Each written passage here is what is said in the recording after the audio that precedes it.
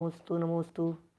नमो हरिहंताणं, नमो सिद्धाणं, नमो आयर्याणं, नमो उवज्झायाणं, नमो लोये सव्यसाहूणम्। ओकारं बिन्दुसंयुक्तं नित्यं ध्यायन्ति योगिनः। कामदं मोक्षदं चैव ओंकाराय नमो नमः। अविरल शब्द घनो विप्रक्षालित सकल भूतल मलकलंका। मुनिभिरुपासित तीर्थां सरस्वती हरतु नो दुरितान्। अज्ञानतिमिरान्धानां ज्ञानाञ्जनशलाकया चक्षुरुन्मिलितं येन तस्मै श्रीगुरुवे नमः। श्रीपरं गुरुवे नमः। परम्पराचार्य गुरुवे नमः। सकलकलुषविध्वंसकं श्रेयसां परिवर्धकं धर्मसम्बन्धकं भव्यजीवमनः प्रतिबोधकारकं पुण्यप्रकाशकं पापप्रणाशकमिदं शास्त्रं श्रीसंयमप्रकाशनामधेयम्। अस्य मूलग्रन्थकर्तारे श्री सर्वज्ञदेवास्त उत्तरग्रंथकर्तारे श्री गणधरदेवा प्रतिगणधरदेवा तेषां वचनानुसारमासाद्य आचार्य श्री कुन्दकुन्द नामनाये आचार्य सूर्यसागरेण विरचितं श्रोतारे सावधानतया शृण्वन्तु। मङ्गलं भगवान् वीरो मङ्गलं गौतमो गणी मङ्गलं कुन्दकुन्दाद्यो जैनधर्मोऽस्तु मङ्गलम्। सर्वमङ्गलमाङ्गल्यं सर्वकल्याणकारिकं प्रधानं सर्वधर्माणां जैनं जयतु शासनं। जैनं जयतु शासनं। जैनं जयतु शासनं।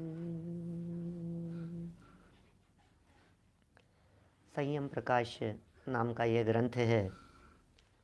बड़ी सुंदर मार्मिक विषय वस्तु के संदर्भ में यहाँ हमारी चर्चा चल रही है। 7 तत्व क्या होते हैं, उन तत्वों के माध्यम से मुक्ति का विधान बताया जा रहा है। जीव अजीव आश्रव बंध संवर निर्जरा और मोक्ष, ये 7 तत्व हैं। और इन 7 ही तत्वों के आधार पर जब इनका श्रद्धान किया जाता है तो यह जीव निर्वाण की प्राप्ति कर लेता है, मोक्ष की प्राप्ति हो जाती है। मोक्ष का मार्ग शुरू होता है, फिर मोक्ष की प्राप्ति हो जाती है। कुल मिलाकर के उपाय यही है कि जैसे भी बन पड़े तत्वार्थ श्रद्धान पूर्वक आत्म श्रद्धान हो।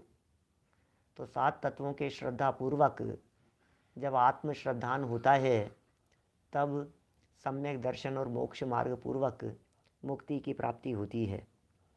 विगत दिनों से तत्वों की अपनी यहाँ चर्चा चल रही थी और तत्व की चलती हुई चर्चा में जीव अजीव आश्रव और बंध, इन 4 तत्वों की चर्चा अपेक्षित विस्तार से हम लोग आपके बीच में कर चुके हैं, है ना।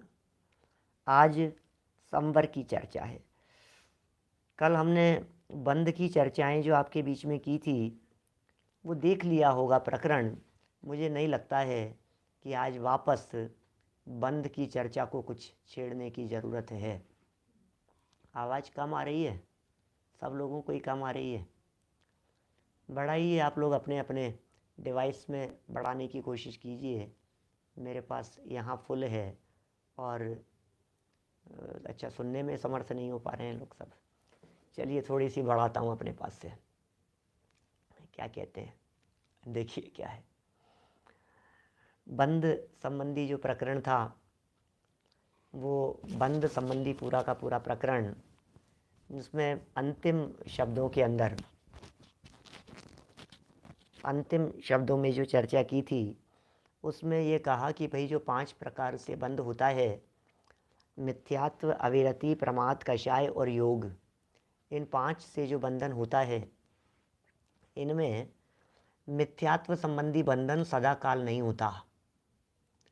अविरति संबंधी बंधन भी हमेशा नहीं होता।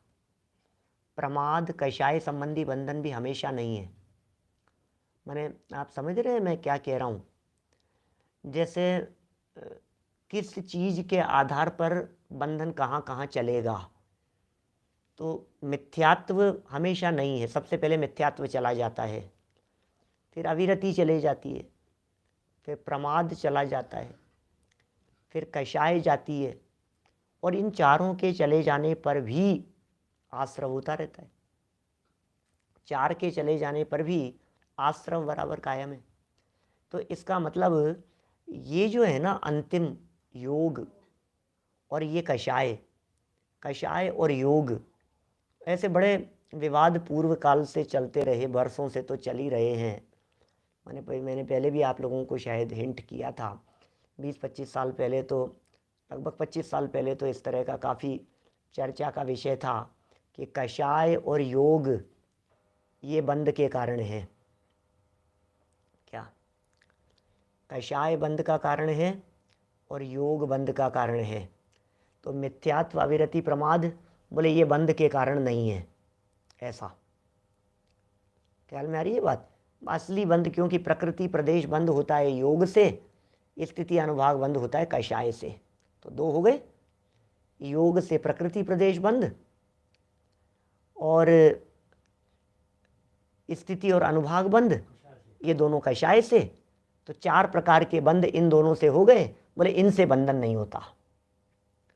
और फिर ऐसा भी लगता है कि मिथ्यात्व चला गया तो भी बंधन तो हो रहा है, अविरति चले गई तो भी बंधन हो रहा है, प्रमाद चले गया तो भी बंधन हो रहा है। जब तक कषाय और योग रहेंगे तब तक बंध रहेगा। इसलिए कषाय पाहुड़ जैसे ग्रंथों में कषायों की प्रमुखता से चर्चा की गई। ठीक है ना? लेकिन थोड़ा गहराई से देखें, उपयोग को एकाग्र करके देखें तो मिथ्यात्व, अकेला मिथ्यात्व जो कि कषाय के बिना वाला था, क्या मिथ्यात्व के बिना वाला जो कषाय था उसमें बंधन संबंधी पावर बहुत कम थी। और मिथ्यात्व के साथ में जब कषाय होती है तो वो पावर बहुत होती है उसकी, वो बहुत तीव्र कर्म का बंधन करने में समर्थ होता है। तो ये सब छोटी छोटी सी बातें थी।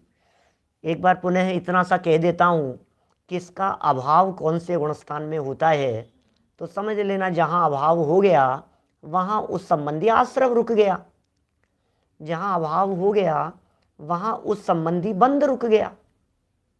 ख्याल में आ रही है बात? मिथ्यात्व, मिथ्यात्व का अभाव है चौथे गुणस्थान में, या मिथ्यात्व है अकेला पहले गुणस्थान में। मिथ्यात्व सिर्फ पहले गुणस्थान में है, इसके आगे मिथ्यात्व नहीं है। तो आगे के गुणस्थानों में मिथ्यात्व संबंधी बंधन कहीं भी नहीं होगा। क्या? फिर अविरति की बात करो। क्या? तो अविरति की बात करें तो अविरति जाती है छठे गुणस्थान में, पांचवें में आंशिक चले जाती है। अविरति माने व्रत नहीं होना, तो पांचवें गुणस्थान में अविरति थोड़ी गई और छठे गुणस्थान में पूरी चले गई। तो अविरति संबंधी होने वाला बंधन पांचवें गुणस्थान में थोड़ा बहुत है, छठे में अविरति का बंधन नहीं है। मिथ्यात्व का तो फिर आगे कहीं नहीं था। इसी तरह से सातवें गुणस्थान में प्रमाद भी नहीं रहा, तो सातवें गुणस्थान में प्रमाद संबंधी बंधन भी रुक गया सातवें के आगे। फिर 10वें गुणस्थान तक कषाय है और 10वें के अंत में कषाय चली जाती है, तो फिर कषाय संबंधी बंधन भी नहीं है आगे। तो इस तरह से उस पूरे पैराग्राफ का मर्म आप लोगों के समझ में आ सकता है, जिसकी चर्चा कल की जा चुकी थी। आज चर्चा करनी है कि ये जो बंध था, ये बंध मिटे कैसे, ये बंध रुके कैसे, कर्म मिटे कैसे, कर्मों से निवृत्ति किस प्रकार, कर्मों का आना रुके कैसे। क्या बोलो, समझ में आई क्या? कर्मों का आना रुके कैसे, ये बतलाइए। तो कर्म का आना रुके, क्या उसका नाम संवर, लेकिन उसकी प्रक्रिया क्या है, वो संवर होता क्या है, उस संवर की विधि क्या है, उस संवर की प्रक्रिया क्या है, उसे यहां बतला रहे। 55 नंबर पेज देखिए।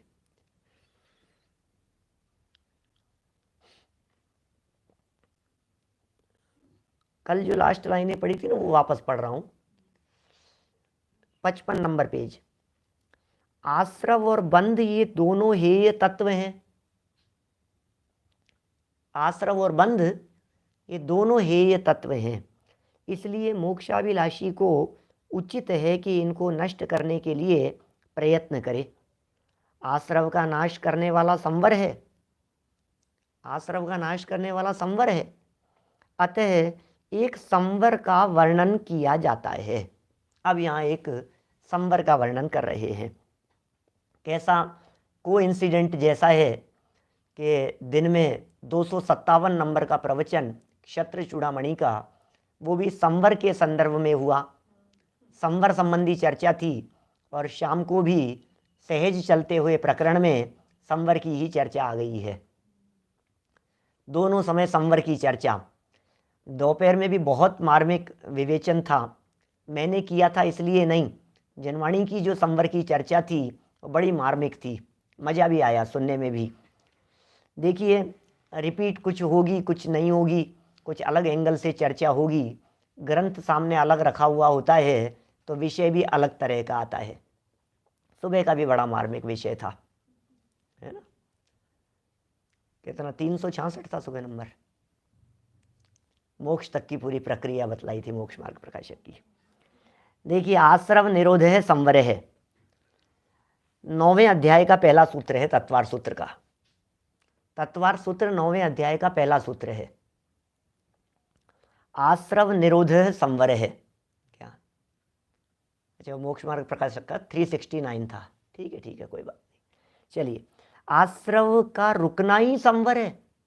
संवर किसे कहते हैं? संवर क्या होता है? जो कर्म आ रहे थे ना, आश्रम में चर्चा की थी, कर्म आ रहे थे, बोले आना रुक गया।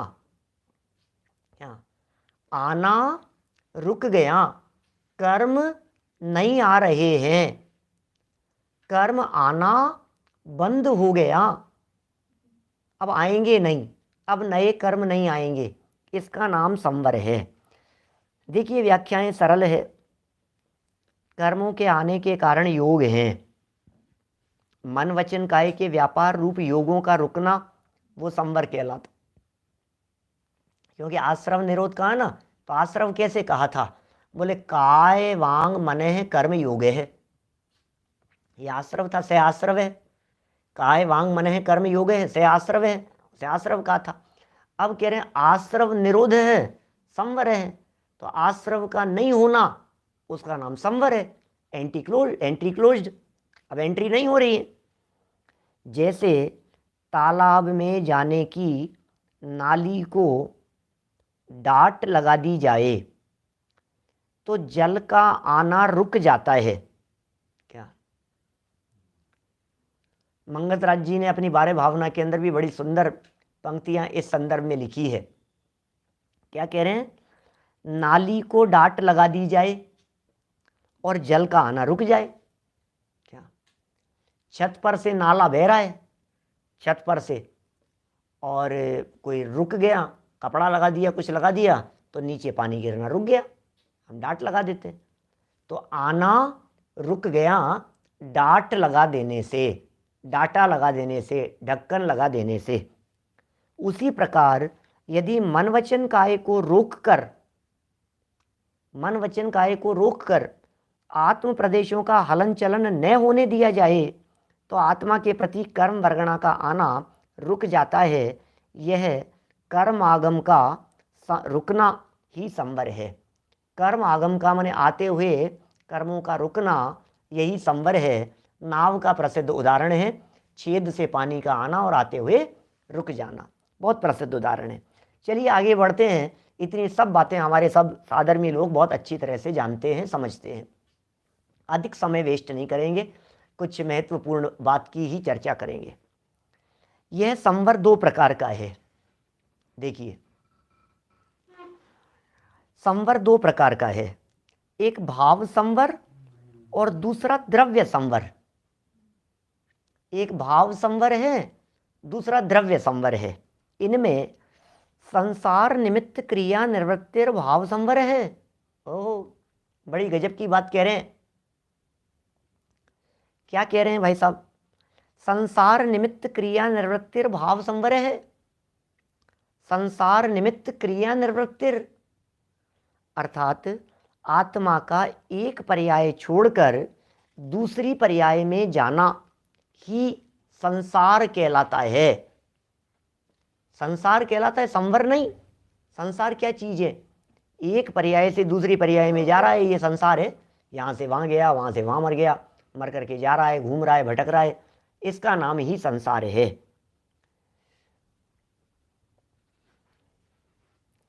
अतः उसके निमित्तभूत मन वचन काय के व्यापार का जो रुकना है वह तो भाव संवर है। इसका मतलब माँ चिट्ठई, माँ जंपई, माँ चिंतई, चेष्टा नहीं करें, बोले नहीं, मन में चिंतन भी विकल्प भी नहीं होवे, मन वचन काय की चेष्टाएं जहाँ रुक जाती है, सहज रुक जाती है, वो भाव संवर है, उसका नाम भाव संवर है। और संवर वर्धक, संसार वर्धक, संसार बढ़ाने वाली योग प्रवृत्ति के रुकने से जो कार्मण वर्गणा रूप पुद्गलों का आत्मा के प्रति नहीं आना, सो द्रव्य संवर है। संवर भी शुभ अशुभ भेद से दो प्रकार का है। माने देखो, बड़ी सुंदर चर्चा यहाँ आ गई है। ये कह रहे हैं दो प्रकार का संवर है। एक तो भावों का नाम संवर, क्या भावों का नाम संवर है, और दूसरा कह रहे हैं द्रव्य संवर है। दो प्रकार के हो गए ना, एक भाव का नाम और एक कर्म प्रकृतियों का नाम। तो दो प्रकार से अपने को इस बात को सोच लेना चाहिए। भाव और द्रव्य, परिणामों की अपेक्षा से भाव संवर, कर्म प्रकृतियों की अपेक्षा से द्रव्य संवर। सब जगह पर ऐसी प्रकृतियां, मतलब बातें लागू करनी है अपने को। जैसे द्रव्य क्रोध और भाव क्रोध, भावनात्मक है वो भाव क्रोध है, विचारात्मक कर रहा है, और कर्म प्रकृति रूप है वो द्रव्य क्रोध है। भाव क्रोध और द्रव्य क्रोध, दो तरह का क्रोध हो गया। भाव हिंसा और द्रव्य हिंसा। तो भावों में जो हिंसा की वो भाव हिंसा, और प्रवृत्ति में जो हिंसा हुई वो द्रव्य हिंसा। तो दो तरह की होगी, एक भाव हिंसा, एक द्रव्य हिंसा। ऐसे भाव संवर, एक द्रव्य संवर। क्या भाव संवर क्या चीज है? भाव संवर माने, भाव संवर क्या चीज है? विचारात्मक, भावनात्मक। जिन भावों में शुभ अशुभ कर्मों का आना रुका वे भाव संवर है। मन वचन काय की प्रवृत्ति रुक गई और परिणाम निर्मल हुए, परिणामों में विशुद्धि हुई, ये भाव संवर है। क्या? और दूसरा द्रव्य संवर है, आते हुए कर्मों का रुक जाना। कि साहब महत्वपूर्ण कौन सा है इनमें? भैया दोनों ही होते हैं साथ में। ऐसा नहीं हो सकता कि अंदर में शुद्धि हुई और बाहर में कर्म आते रहेंगे। जितनी जितनी मात्रा में शुद्धि की वृद्धि होती जाती है, उतनी उतनी मात्रा में कर्म भी आना रुकते चले जाते हैं। तो इस तरह से भाव संवर और द्रव्य संवर ये दोनों ही उपयोगी हैं, दोनों ही कार्यकारी हैं, दोनों ही महत्वपूर्ण है। एक के होने पर दोनों ही होता है। हम ऐसा नहीं कह सकते कि भाव संवर तो करने योग्य है और द्रव्य संवर करने योग्य नहीं है। अच्छा, एक और महत्वपूर्ण बात समझ लेना, लेकिन इन दोनों प्रकार के संवरों में जैसी व्याख्या मोक्ष मार्ग प्रकाशक के मार्मिक व्याख्यान 369 में हुई प्रातःकाल, उसमें जो बात कही, भैया भाव आपके हाथ में है और कर्म आपके हाथ में नहीं है। तो ये बात तो देखनी पड़ेगी ना आपको कि साहब मैं कर्मों को रोक रहा हूँ साहब, आप चिंता मत करो पंडित जी, मैं बैठा हूँ यहाँ पे, लकड़ी लेकर के बैठा हुआ हूँ, आने नहीं दूंगा मैं कर्मों को, आप चिंता मत करो, मैं किस लिए बैठा हुआ हूँ यहाँ पे, नहीं आएंगे कर्म, देखना आप। तो ये जो तू बैठा हुआ है भैया कर्मों को रोकने के लिए, ये कर्म तुझे दिखेंगे ही नहीं, ये कर्म तुझे पकड़ में ही नहीं आते, ये कर्म तेरे ज्ञान का विषय ही नहीं बनते हैं, तो कैसे रोकेगा उनको? तो फिर टोडरमल जी साहब ने कहा, भैया एक काम करो, कर्म आपके हाथ में नहीं है, भाव आपके हाथ में है। कर्म आपके हाथ में नहीं है, परिणाम आपके हाथ में है। आप अपना काम करो, अपना कर्तव्य निभाओ भाई, अपना कर्तव्य निभाओ। आप अपना कर्तव्य निभाओ, फिर साहब कर्म फिर आते रहेंगे तो बोले चिंता मत करो, सब रुक जाएंगे। कर्म वर्म का जो रुकना होगा वो काम कर्म में हो जाएगा। तू कर्म में कुछ नहीं कर सकता है, ये समझ ले। इसलिए कर्म से दृष्टि हटानी है और अपने स्वभाव पर दृष्टि लानी है, ये सच्चा संवर है। इसलिए द्रव्य संवर की तुलना में भाव संवर महत्वपूर्ण है। तो फिर द्रव्य अपने आप होगा ना। हम ये नहीं कह रहे हैं कि द्रव्य संवर जरूरी नहीं है, हम ये नहीं कह रहे हैं कि द्रव्य संवर काम का नहीं है। आते हुए कर्म तो रुकेंगे, लेकिन उसमें अपना कर्तृत्व क्या है, अपना कर्तव्य क्या है? बोले अपने परिणामों को संभालना ये अपना कर्तव्य है। कि कैसे संभालें साहब? तो उसमें भी निश्चय से और व्यवहार से दो तरह से व्याख्यान जनवाणी में आता है, और सारी जनवाणी दो तरह के व्याख्यान से भरी हुई है। इसलिए न हमें कंफ्यूज होने की ज़रूरत है और न हमें ज़्यादा विकल्प करने की ज़रूरत है। सारी जनवाणी में कथन मिलेंगे इस तरह के। देखिए लिखा है, द्रव्य संग्रह की गाथा पढ़ रहा हूँ, 35 नंबर गाथा है द्रव्य संग्रह की। वद समिधि गुत्तियो धम्माणुपिहा परिसहजोय चारितम बहुभेया नायवाव संवर विशेषा।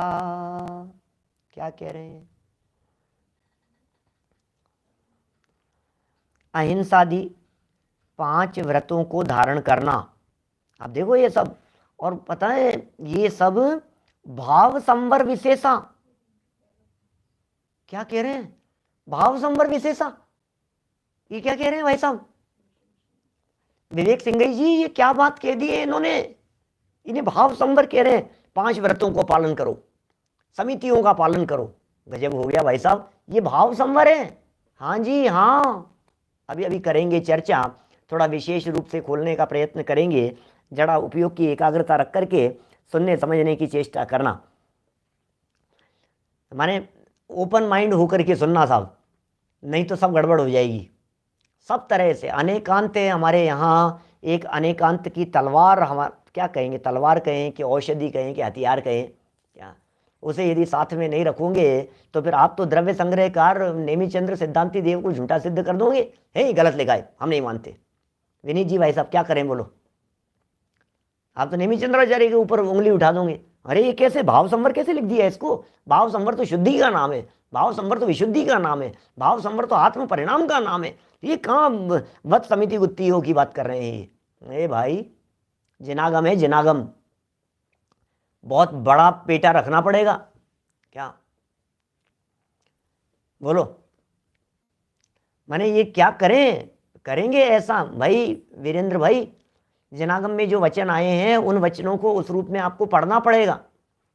और लेकिन मर्म तो फिर निकालेंगे ना, फिर अपन जो बात आएगी, फिर वो ज्ञानी का वजन किस पर होता है। वचन तो है लेकिन उस वचन पर वजन नहीं हो। व्यवहार पोषक वचन तो मिलेंगे, लेकिन व्यवहार पोषक वचनों पर यदि वजन होगा तो गड़बड़ा जाएगी मामला। और व्यवहार पोषक वचनों पर वजन नहीं रखे तो बात बराबर है। सारा खेल वजन का है। वाक्य तो वाक्य है, शब्दों में थोड़ी ना बात होती है। अब उन शब्द तो लिखे हैं साहब, लिखा है साहब, ऐसा लिखा है, भगवान भला करे, अब करे तो करे, लिखा है, अब उसका मतलब समझ लेना आप।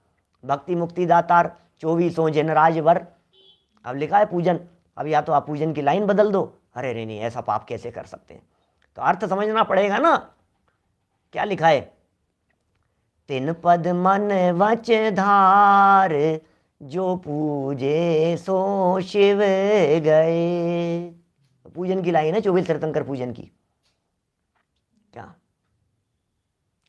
भक्ति मुक्ति दातार 24 जिन राजवर, तिन पद मन वच धार जो पूजे सो शिव लहे। बोलो 150 साल पुरानी पूजा है, 200 साल लगाओ आप। क्या कह रहे हो साहब? अरे भगवान जो पूजे सो शिव लहे, पूजन करने से मोक्ष, क्या बात कह रहे हो? कि हाँ बोलो, लिखा है साहब, लिखा है जो पूजे सो शिव गए, पूजन करने से मोक्ष, पूजन करने से मोक्ष। बोलो धर्मेंद्र जी साहब कोलारस वाले, क्या करें? जो पूजे सो शिव गए। हाँ हाँ सुनो तो सही, लाइन तो पढ़ो, ढंग से तो पढ़ो, क्या लिखा है? तिन पद मन वच धार। ओहो भैया, कैसे 24 तीर्थंकरों के द्वारा प्रतिपादित पदों को, पद्य को, वाक्य को, उनकी वाणी को मन वच धार जो पूजे। अब समझ में आई क्या बात? कैसे शिव गए, कैसे मोक्ष की प्राप्ति होगी? तुमने तो पढ़ लिया, जो पूजे सो शिव लय, जो पूजे सो शिव लय, और आधी बात को छोड़ दी तुमने। भगवान के वचनों को अपने हृदय में धारण करने वाले मोक्ष की प्राप्ति कर लेते हैं। अब क्या दिक्कत है बोलो? तिन पद मन वच धार। आलोक जी भाई साहब, अब सारा अर्थ बदल गया ना। इसका मतलब यदि आप पूजे सो शिव गए इस पर वजन देते हो तो आप ये कहते हो कि पूजन से मोक्ष हो जाता है, पूजन से मोक्ष हो जाता है। देखो लिखा है साहब, जो पूजे सो, अरे भैया हे भगवान मैं भी आपकी पूजन कर रहा हूं, मुझे भी मोक्ष की प्राप्ति हो जाएगी। अरे आधी लाइन क्यों छोड़ दी? तीन पद।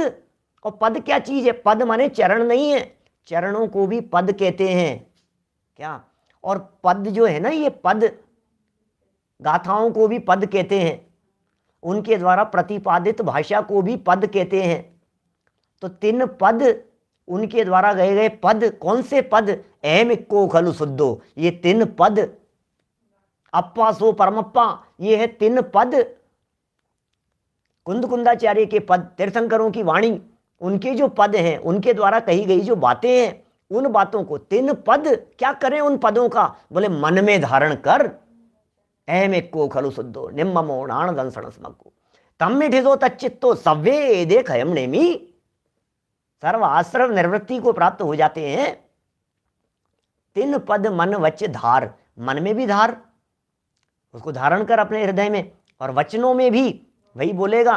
तो फिर क्या होगा साहब इसको करने से? मन वचन में ये सब होंगे तो बोले भाई साहब मुक्ति की, जो इस तरह से पूजेगा, अब ये तो तू तो पूजा करता है सिर्फ सामग्री से मंदिर में, और वो ये कह रहे हैं कि तू इस तरह से यदि पूजेगा तो तुझे निर्वाण की प्राप्ति हो जाएगी। अब विधि तो इस प्रकार की है और तू समझ नहीं पा रहा है उसके रहस्य को। बोलो कितने लोग पूजन करते हैं और रोज बोलते हैं, लेकिन इन पद्यों का अर्थ कौन समझता है? जो बातें कही है, इनकी गहराई और इनके रहस्यों को कौन समझ रहा है?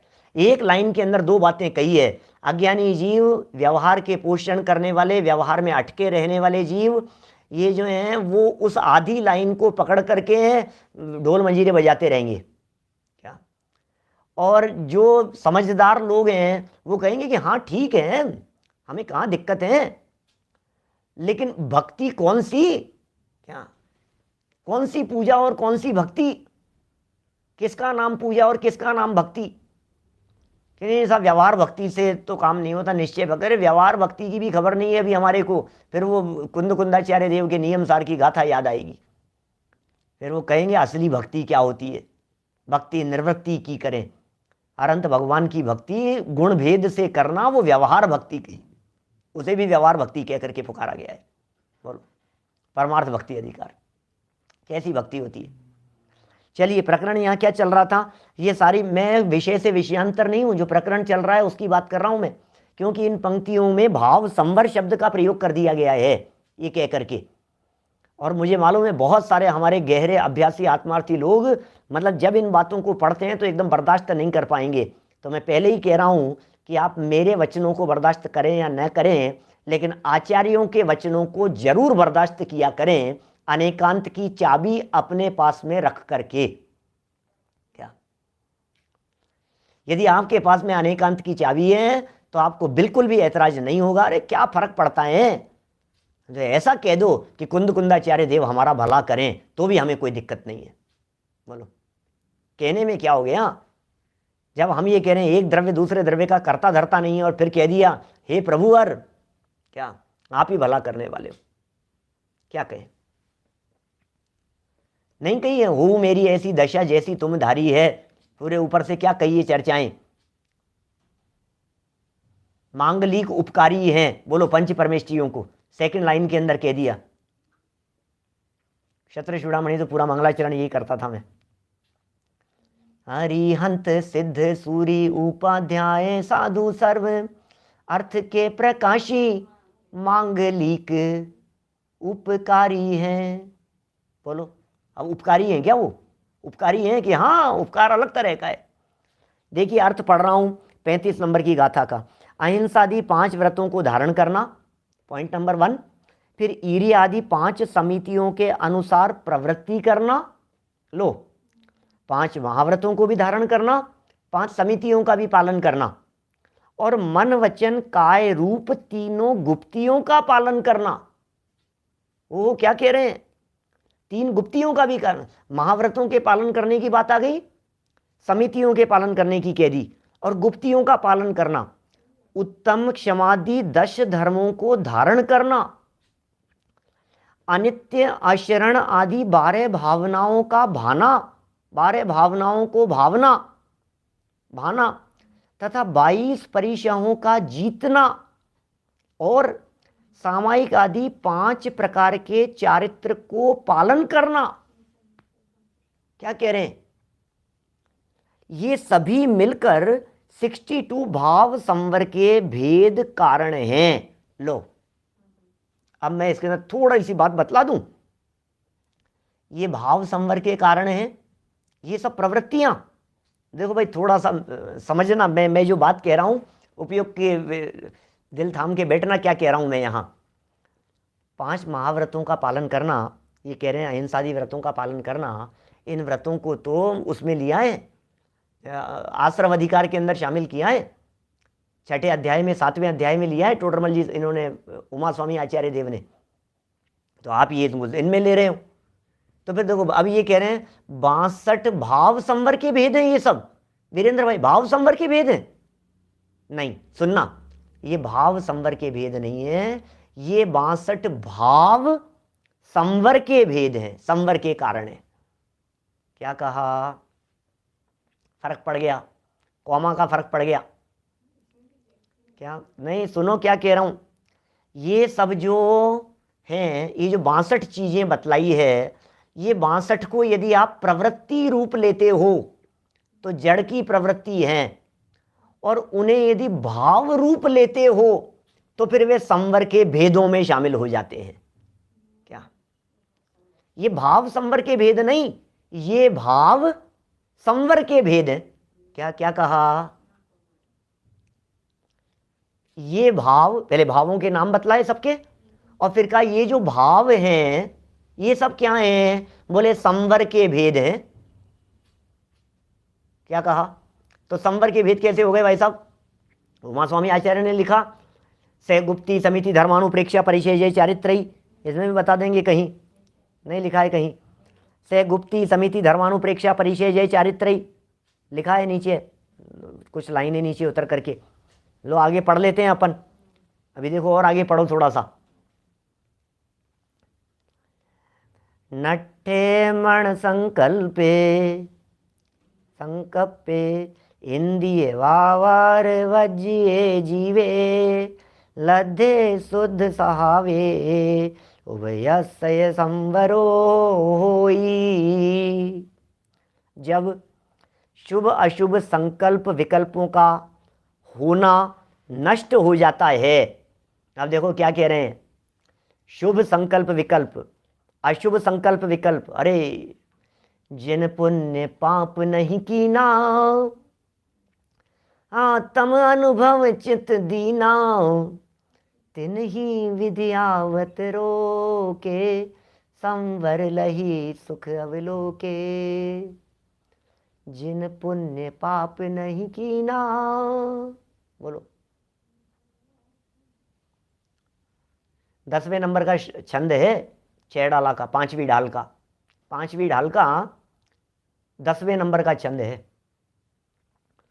जब शुभ अशुभ संकल्प विकल्पों का होना नष्ट हो जाता है और आत्मा इंद्रियों द्वारा कोई प्रवृत्ति नहीं करता है, तब शुद्ध स्वभाव की प्राप्ति हो जाती है और शुभ अशुभ कर्मों का आना रुक कर पूर्ण संवर हो जाता है। क्या ये संवर है? कितनी सुंदर संवर की व्याख्या है। कहाँ की व्याख्या है, कहाँ की है बोलो? अभी आप संवर पढ़ते समय क्या क्या पढ़ते? द्रव्य संग्रह पढ़ते, या भाव संग्रह पढ़ते, या तत्वार्थ सूत्र पढ़ते, या राजवार्तिक पढ़ते? ये सब यहाँ प्रमाण प्रस्तुत कर रहे हैं इस संवर के संदर्भ में। देखिए, भाव संग्रह देवसेनाचार्य की कितनी सुंदर ये श्लोक यहाँ उनके द्वारा लिखा गया, प्रस्तुत कर दिया गया, कितने सरल शब्दों में।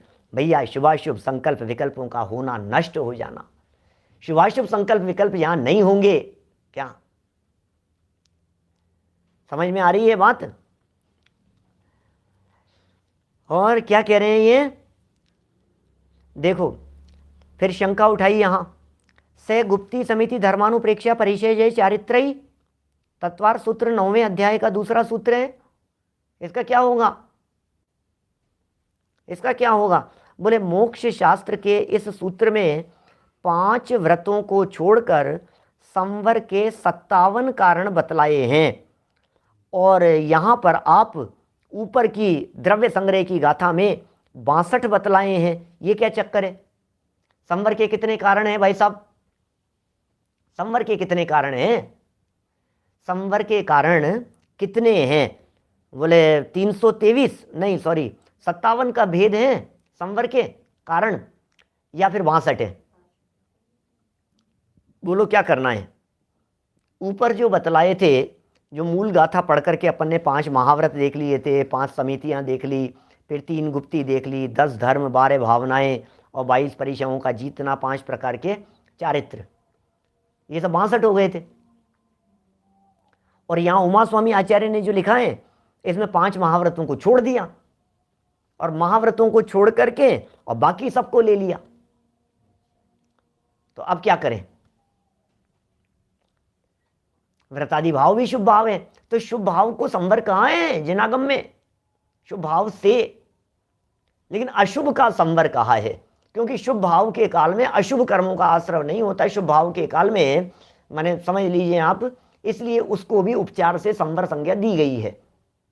अभी देखिए बात बहुत महत्वपूर्ण कहना चाह रहा हूं भाई साहब, बड़े गर्व से हम ये बात बोलते हैं, लोग बोलते हैं, विद्वान लोग बोलते हैं, साधर्मी लोग बोलते हैं, अरे नहीं नहीं साहब ये जो है ना 5 महाव्रत महाव्रत महाव्रत सब आश्रव है, आश्रव आश्रव में लिया है, इनको आश्रव में लिया है। तो प्रश्न मेरा है, समितियों को क्यों नहीं लिया आश्रव में? क्या भावनाओं को क्यों नहीं लिया आश्रव में? परिचयों को क्यों नहीं लिया आश्रव में? भाई जैसे 5 महाव्रत है वैसे 5 समिति, क्या क्या फर्क पड़ गया 5 महाव्रत और 5 समिति में? उमा स्वामी आचार्य ने 5 महाव्रतों को तो आश्रव में ले लिया, और समिति से गुप्ती समिति धर्मानुप्रेक्षा परिचय जय चारित्र को इधर ले लिया संवर में। तो बातें तो एक जैसी है ना दोनों, 12 भावनाएं, 22 प्रकार के परिचय जय। तो मैं ये कहना चाह रहा हूं, बहुत ध्यान दीजिएगा, धार्मिक बात कहता हूं, 5 महाव्रतों को भी हम संवर के कारण में शामिल करेंगे, ये कह रहे हैं आचार्य। यहाँ किया है इन्होंने व्रतों को, द्रव्य संग्रह नेमिचंद्राचार्य देव ने व्रतों को संवर के कारण में शामिल किया है। सुनना, 5 महाव्रतों को भी हम संवर के कारण में शामिल कर लेंगे, और समिति गुप्ती परिचय जय चारित्र इनको भी हम आश्रम में शामिल कर लेंगे। ध्यान देना, वापस बोलता हूं, धैर्य रखना, एक बार गंभीरता से समझना। 5 महाव्रतों को भी संवर में जोड़ लेंगे। नेमिचंद्राचार्य माथे पर बैठ करके बात कर रहे हैं, ठीक है ना? और जिस तर्क के आधार पर उमा स्वामी आचार्य ने आश्रव के महाव्रतों को रख दिया, उसी तर्क से समिति गुप्ती परिचय ये चारित्र इनको भी आश्रम के खाते में डाल देंगे हम। तो फिर क्या करें भाई साहब? समझदारी ये रखनी पड़ेगी कि जब 5 महाव्रतों के साथ में शुद्धोपयोग रूप असली चारित्र को देखा जाता है, तो वे महाव्रत भी उपचार से संवर के कारण कहने में आ जाएंगे, क्योंकि अंदर में 3 कषाय चौकड़ी के अभाव जन्य शुद्ध परिणति वर्त रही है, ठीक है? और जब गुप्ती समिति परिचय जय आदि को देखते हैं और इन्हें जब प्रवृत्ति रूप देखते हैं, इन्हें जब विकल्पात्मक देखते हैं, तो इनको भी हम शामिल कर लेंगे आश्रम के अंतर्गत। क्या कुल मिलाकर के बात यह है, व्रतादिक के कोई भी परिणाम हो, यदि वे विकल्पात्मक हैं, यदि वे प्रवृत्तियात्मक हैं, समझ लीजिए आप, तब तो वे जड़ की क्रिया हैं। और यदि वे विकल्पात्मक हैं तो फिर वे आश्रव के कारण हैं। और उन्हीं प्रवृत्तियों और विकल्प के काल में अंदर में जो शुद्धता की धारा बह रही है, उसको उसी काल में हाईलाइट किया जाता है, तो बोले वो संवर का कारण है। बात एक, दृष्टिकोण अनेक देखने के। ख्याल में आ रही है बात? ये देखो यहाँ क्या कह रहे हैं, ये जहां वीतरागता है बस वहां संवर है, जहां वीतरागता है वहां हम उसे संवर कह देंगे। यदि अकेला महाव्रत है, मान लो ऐसा समझो, अकेला महाव्रत है और अंदर में शुद्धोपयोग नहीं है, अकेला महाव्रत है, तो फिर तो 137वां कलश समय सार का, उनको तो पापी कह दिया। पुलक वदनम अद्यापि पापा, कैसे शब्दों के प्रयोग किए हैं, खोल करके देखिए निर्जर अधिकार का 137 नंबर का कलश, तो आपको ऐसा लगेगा और क्या बात कर रहे हो सब, महाव्रतियों को बोले पापी कह करके पुकारा है। तो एक तरफ महाव्रतियों को पापी कहेंगे और दूसरी तरफ ये कहेंगे बोले महाव्रतों के बिना निर्वाण नहीं होता। तो यदि वे महाव्रत आपके आंतरिक शुद्धोपयोग के साथ में बाहर में पाले जा रहे हैं, यदि वे महाव्रत पाले जा रहे हैं और अंदर में 3 कषाय चौकड़ी का अभाव है, तो बोले वे महाव्रत आपके मुक्ति के कारण बन जाएंगे। ध्यान देना, वे महाव्रत मुक्ति के कारण है जिनके अंदर में 3 कषाय चौकड़ी का अभाव है। यदि आप महाव्रतों को मुक्ति का कारण नहीं मानेंगे, सहचारी कारण भी नहीं मानेंगे, तो फिर बिना महाव्रतों की मुक्ति लेकर के दिखाओ कोई व्यक्ति, बिना महाव्रत अंगीकार किए, बिना मुनिव्रत अंगीकार किए कोई व्यक्ति मुनि बन के मोक्ष जा करके दिखाओ, बोले नहीं हो सकता। तो और फिर चलो ठीक है, कोई व्यक्ति ऐसा सुन करके चलो ठीक है मैं महाव्रत ले लेता हूं, अब तो मुझे मुक्ति हो जाएगी ना, कि गलत फहमी में है, नहीं होगा ऐसा। महाव्रत की प्रवृत्ति बाहर में होगी और तत्संबंधी विकल्पात्मक परिणाम भूमिका अनुसार होंगे, और अंदर में 3 कषाय चौकड़ी के अभावजन्य बात होगी, अभावजन्य शुद्धता होगी, तब जाकर के वो बात होगी। पापी कह करके पुकारा नहीं तो अमृत चंद्राचार्य कह रहे हैं भाई साहब, हम कौन कहने वाले, बोलो। यदि आप उन महाव्रतों को एकांत से बंध का कारण मानेंगे, यदि उन्हें सहचारी भी नहीं मानेंगे, साथ में चलने वाला भी नहीं मानेंगे, वो संवर का कारण नहीं है, लेकिन जब संवर होता है तो वे साथ में मौजूद होते हैं। जब जब 3 कषाय चौकड़ी का अभाव होगा, तब तब साथ में वे महाव्रत के परिणाम होंगे, नग्गो ही मोक्ष मग्गो, ऐसा है। लेकिन वे कुंद कुंदाचार्य देव जब आगे गाथा में चर्चा करते हैं तो कहते हैं नग्गो पावई दुखम, नग्नता रोएगा, रुलता रहेगा नग्नता के कारण, तो कह रहे नग्नता के बिना मोक्ष भी नहीं होता, और नग्नता के बिना अकेली नग्नता वो संसार का कारण है, और नग्नता पूर्वक शुद्धोपयोग अंतरंगिक शुद्ध परिणति ये मुक्ति के कारण है। देखो यहाँ क्या कह रहे हैं, कितनी सुंदर चर्चा है, ये सिद्ध कर रहे हैं नीचे उतर करके सारी बातें। 57 कारण बतलाए और 62 कारण बतलाए, ये क्या चक्कर है, बोलो। अब इनमें क्या करें, बोलो अमित बढ़ जाते यही सब। अब हम करें क्या, एक तरफ उमा स्वामी आचार्य है और एक तरफ नेमिचंद्र सिद्धांति देव है, द्रव्य संग्रह के कर्ता, क्या करें दोनों में। तो इसका समाधान किया। 57 और 62 तो समझ गए ना आप, 57 और 62 क्या है, बोले गुप्ती समिति आदि को तो सबने स्वीकार किया है, चक्कर सिर्फ महाव्रतों का छोड़ा है। एक आचार्य ने महाव्रतों को उसमें लिख दिया और दूसरे आचार्य ने नहीं लिखा। अरे लिखने नहीं लिखने से क्या फर्क पड़ गया, बात तो वही है। क्या देखिए समाधान, प्रतिज्ञा मात्रम इति चेत न धर्माभ्यंतरत्वात्, क्या कह रहे हैं, तत्वार्थ राजवार्तिक के इस वार्तिक के द्वारा संयम धर्म में जो 8 प्रकार की शुद्धियां बताई है, संयम धर्म में 8 प्रकार की शुद्धियों की चर्चा, भाव शुद्धि, काय शुद्धि, विनय शुद्धि, ईर्यापथ, भैक्ष, शयनासन, प्रतिष्ठापन और वाक्य, 8 प्रकार की जो शुद्धियां कही है, बतलाई है, उनमें ही 5 व्रतों को अंतर्हित कर लिया गया है, माने उसमें 5 व्रतों को शामिल कर लिया गया है।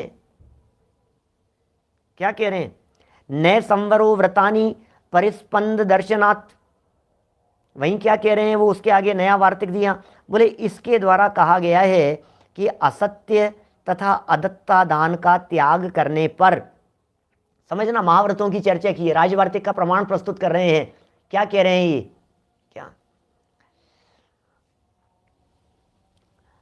इसके द्वारा कहा गया है कि असत्य और अदत्ता दान, असत्य माने झूठ बोलना और अदत्ता दान माने बिना दिए ग्रहण कर लेना, माने चोरी, माने झूठ और चोरी, इनके त्याग करने पर, तर्क दिया है अकलंक देवाचार्य, क्या तर्क दे रहे हैं, इनके त्याग करने पर तथा सत्य वचन के रहने पर और दी हुई वस्तु के लेने रूप क्रियाओं में आत्म प्रदेशों का हलन चलन देखा जाता है।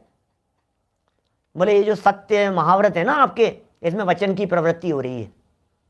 बोले आचौर्य महाव्रत है ना, ये साहब इन्होंने ग्रंथ भेंट किया और हमने ले लिया, तो बोले प्रवृत्ति देखी जा रही है, तो इस प्रवृत्ति के कारण आश्रव हो रहा है, इसलिए हमने महाव्रतों की क्रियाओं को आश्रव के अंदर शामिल कर लिया, ये कह रहे हैं अकलंक देवाचार्य। और ये आत्म प्रदेशों का परिस्पंदन ही आश्रव का कारण है, इसलिए व्रतों से संवर न होकर शुभ आश्रव होता है। क्या कहा, व्रतों से संवर नहीं होता, महाव्रत से संवर नहीं होता, महाव्रत से आश्रव होता है, इसलिए तत्वार सूत्र के 7वें अध्याय में उसे आश्रव के कारणों में शामिल कर लिया। अब एक तरफ तो ये कथन हो गया, ठीक है, ये तो तत्वार सूत्र के व्याख्याकार कह रहे हैं। अब जरा द्रव्य संग्रह के व्याख्याकार को सुन लो, वो क्या कह रहे हैं, फिर क्या करें। द्रव्य संग्रह के व्याख्याकार क्या कह रहे हैं, द्रव्य संग्रह की संस्कृत टीका में निश्चयेन, द्रव्य संग्रह की संस्कृत टीका में क्या कह रहे हैं, निश्चयेन समस्त शुभाशुभ रागादि विकल्प, एक भय एक्स्ट्रा लग गया है इसमें, हटा लेना उसको, निश्चयेन समस्त शुभाशुभ रागादि विकल्प निर्वृत्तिर्व्रतम व्यवहारेण तत्साधकम हिंसानृतस्तेया ब्रह्म परिग्रहाश्च यावत् जीवनवृत्ति लक्षणम पंचविधम व्रतम। अर्थात निश्चय नय से तो शुभ अशुभ रागादि रूप समस्त विकल्पों से रहित होना व्रत है।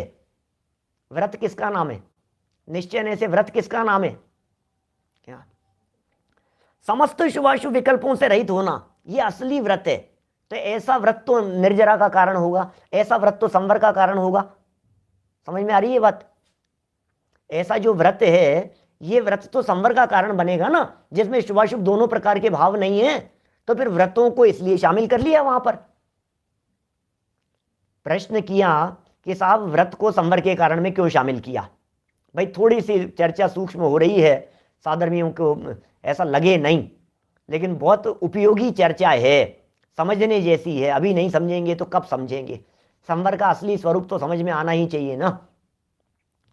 देखो मैं तो अपने ही मन से कह रहा हूं, किसी ने कहा नहीं है मुझे, किसी ने लिखा नहीं है, लेकिन सुंदर मार्मिक चर्चा है। सुनो, निश्चय नय से शुभ अशुभ रागादि रूप समस्त विकल्पों से रहित, सर्व विकल्पों से रहित, जिग्नेश भाई सर्व विकल्पों से रहित होना ये व्रत है, इसका नाम व्रत है। तो बोलो सर्व विकल्पों से रहित होना, ये जो निश्चय से व्रत है, ये व्रत आश्रव का कारण है या संवर का कारण, बोलो। निश्चय से शुभाशुभ सर्व विकल्पों से रहित होना जो व्रत है, ये व्रत आश्रव का कारण होगा या संवर का, शुभाशुभ विकल्पों से रहित। तो फिर क्या कहेंगे, भैया ये तो संवर का कारण होना चाहिए, तो व्रत संवर का कारण में शामिल कर लिया ना, इसलिए किया है हमने व्रत को संवर के कारण में शामिल। और लेकिन व्यवहार से बात करो तो व्यवहार में निश्चय का साधक, निश्चय का साधक जो हिंसादि 5 पापों का त्याग है, हिंसा झूठ आदि का त्याग, क्या वह व्रत कहलाता है। व्यवहार से व्रत क्या कहलाता है, निश्चय से तो शुभाशुभ भावों के रुकने का नाम व्रत है, और व्यवहार से 5 पाप रूप प्रवृत्तियों के रुकने का नाम व्रत है। इस कथन से यह सिद्ध होता है कि हिंसादि 5 पापों के त्याग होने से अशुभ आश्रव का आना रुक जाता है, इसलिए यह व्रत एक देश संवर का कारण है। बस माने 5 महाव्रत लिए हैं जो अंगीकार किए हैं, यदि उन्हें विकल्पात्मक ले रहे हो तो वे शुभ विकल्प हैं। तो शुभ विकल्प हैं तो अशुभ से निवृत्ति है, अशुभ आश्रमों की निवृत्ति का कारण है। और जब शुभ अशुभ दोनों ही विकल्प टूट जाते हैं तो पूर्ण रूप से संवर का कारण वो बन जाता है। असली संवर जो निश्चय से संवर है, वो शुभ अशुभ दोनों के छूटने का नाम है, वो संवर है। दोनों ग्रंथों का अभिप्राय यह है कि व्रतों से अशुभ आश्रव का निरोध होकर शुभ आश्रव होता है, इसलिए व्रत आश्रव और संवर दोनों का ही कारण है। व्रत आश्रव और संवर दोनों का कारण है। अपेक्षा क्या बतलाई? जब व्रतों को विकल्पात्मक लेंगे तो वे आश्रव का कारण होंगे, शुभ आश्रव का कारण होंगे, और जब उन व्रतों को शुभाशुभ से परे देखेंगे तो वे संवर का कारण होंगे। क्या कहा? वापस बोलता हूं, धैर्य से सुनना। व्रतों को जब विकल्पात्मक लेंगे आप तो बोले शुभ आश्रव का कारण हो रहे हैं, ठीक है साहब। और जब उन व्रतों को जिन पुण्य पाप नहीं कीना, ये बात ले रहे हैं, उसी व्रत को जो यहां निश्चय से व्याख्या की तो बोले वो संवर का कारण बनता है वही व्रत। अतः दोनों आचार्यों के कथन में विवक्षा भेद है, सिद्धांत एक ही है। सिद्धांत तो एक ही है, जिन पुण्य पाप नहीं कीना। सिद्धांत तो एक ही है, कर्मों का रुकना। सिद्धांत तो एक ही है, अपने आप को जानना, पहचानना और समझ आना। यही संवर है, यही निश्चय संवर है, यही वास्तविक संवर है। संवर के जितने कारण हैं उन सब का वर्णन पहले किया जा चुका है, क्योंकि पहला मुनि धर्म का विवेचन करने वाला ग्रंथ था ना, इसलिए यहाँ पर नहीं किया है। तो ये हमने अपेक्षित विस्तार से जो बातें थी वो संवर के संदर्भ में आपके बीच में यहाँ देखी है। निर्जरा तत्व की चर्चा कल अपेक्षित विस्तार से करेंगे। अरे भाई, ये शुद्धोपयोग, ये पुण्य पाप नहीं होना, ये शुभाश्रव भी हेय है, ये पुण्य भी हेय है, ये सारी चर्चाएं बहुत दृढ़ता से ये सूर्य सागर जी आचार्य देव ये आगे चल करके 1-2 दिन में ही आगे चल करके सारी चर्चाएं बहुत गंभीरता से करने वाले हैं, बहुत गहराई से करने वाले हैं। जहां जैसा प्रसंग आएगा तब हम उस तरह से उस प्रकरण को विस्तार से देखेंगे। अभी की चर्चा को हम यहीं विराम देते हैं। दिन में एक शॉर्ट वीडियो मैंने डाल दिया था, कुछ शॉर्ट वीडियो के नाम से एक प्लेलिस्ट बना दी है यूट्यूब पर, प्लेलिस्ट में, जिसमें शॉर्ट वीडियोस के नाम से ही हैं।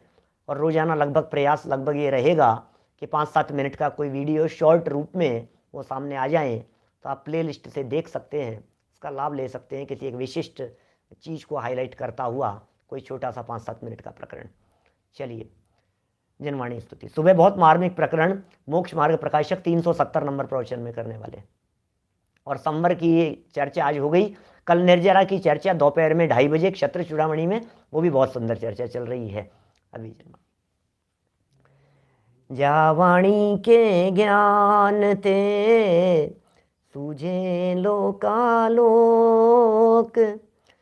सोवाणी मस्तक नमो सदा देत हूँ ढोक, सदा देत हूँ ढोक।